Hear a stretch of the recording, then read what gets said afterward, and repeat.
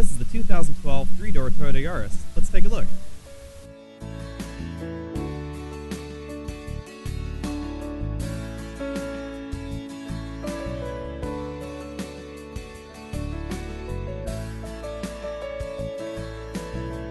Now, Toyota is advertising the Yaris as just some car. So, under the hood, you get exactly what you'd expect. Some engine. 1.5 liters, 106 horsepower. It's not really that slow, actually, though, because this car only weighs 2,300 pounds, which is fairly light for a modern car, and the 5-speed manual-equipped Yaris is ever so slightly lighter.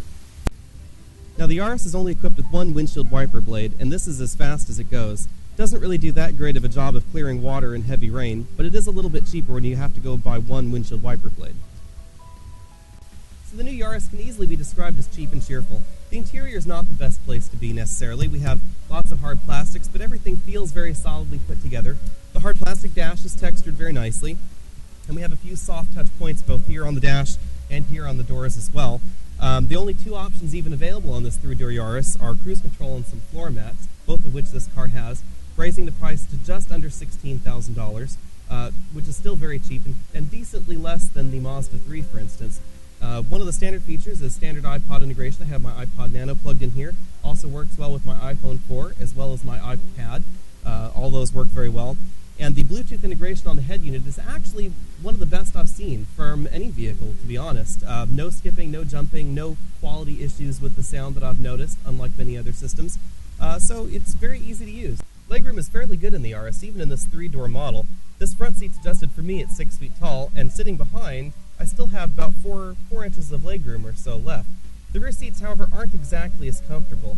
The seat bottom cushion is a little bit stiff and a little bit low, and headroom is somewhat limited in this three-door model. The 5-door model does provide a little bit more room.